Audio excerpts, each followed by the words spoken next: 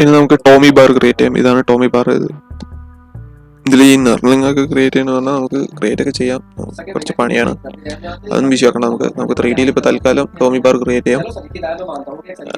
അതിന് നമുക്ക് ആ ഡയമെൻഷൻ നോക്കിയിട്ട് ഫ്രണ്ട് പ്ലെയിന് നോർമൽ ടു സ്കെച്ച് എടുക്കാം.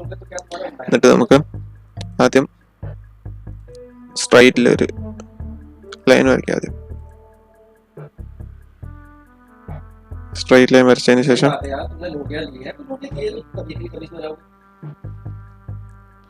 അതിന്റെ ബേസ് ആയിട്ടുള്ള ഒരു ഡ്രോയിങ് ഇവിടെ വരച്ചുവിടാം.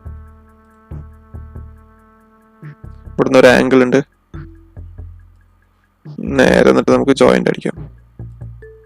ജോയിന്റ് ആക്കിയതിന് ശേഷം സെലക്ട് ചെയ്തിട്ട് ഡയമെൻഷൻ ടോട്ടൽ ലെങ്ത് 275. ഓക്കെ, ഈ ലൈനിന്റെ മാത്രം 62 ഇന്നർ റേഡിയസ് ആണിത്, 6 mm.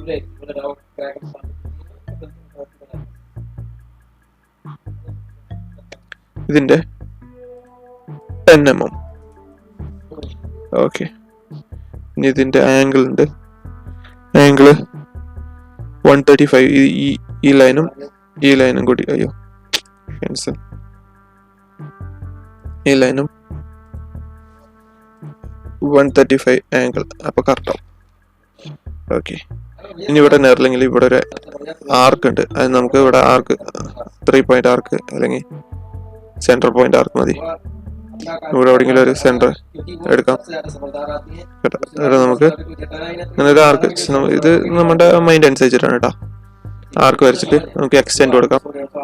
ട്രിമ്മിന്റെ അണ്ടറിലാണ് എക്സ്റ്റെൻഡ് ഉള്ളത്. എക്സ്റ്റെൻഡ് കൊടുത്തിട്ട് ഇവിടെ ഓൾറെഡി ജോയിന്റ് ആണ്, അതുകൊണ്ടാണ് നമുക്ക് ലൈൻ എക്സ്റ്റെൻഡ് ആക്കി കൊടുത്താൽ മതി. ഓക്കെ, സെലക്ട് ചെയ്തിട്ട് ട്രിം ചെയ്താൽ മതി. ഓക്കെ, ഇതും കളയാം.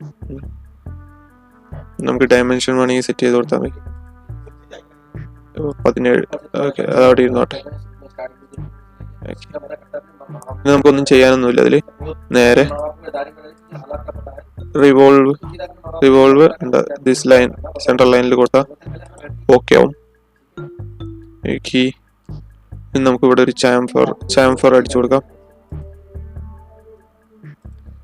ഒരു ഫില്ലേറ്റ് ആണ് എടുത്തത്. Chamfer 1 mm. ഓക്കെ, നമ്മുടെ നെർലിംഗ് ടോമി ബാർ കൂടെ ക്രിയേറ്റ് ആയിട്ടുണ്ട്. നമുക്ക് നേരെ കാണാൻ വേണ്ടിയിട്ട് പ്ലെയിൻ വ്യൂ കണ്ടോ വേലെ. ഇത് നമുക്ക് ഇങ്ങനെ അല്ലാണ്ട് വേറൊരു ഓപ്ഷൻ കൂടി ഉണ്ട്. അത് നമുക്ക് വേണമെങ്കിൽ അടുത്ത ഏതെങ്കിലും ഒരു പ്രൊജക്ട് വരുമ്പോൾ നമുക്ക് അങ്ങനെ കാണിച്ചു തരാം. ഇൻസേർട്ടിൽ പോയിട്ട് ഇങ്ങനത്തെ ഒരു ഓപ്ഷൻ ഉണ്ട് ഇതിൽ. അത് നമുക്ക് അടുത്തൊരു ഇതിൽ നമുക്ക് കാണിക്കാം. തൽക്കാലം ഇനി നമുക്ക് അസംബ്ലിങ്ങിലേക്ക് കിടക്കാം.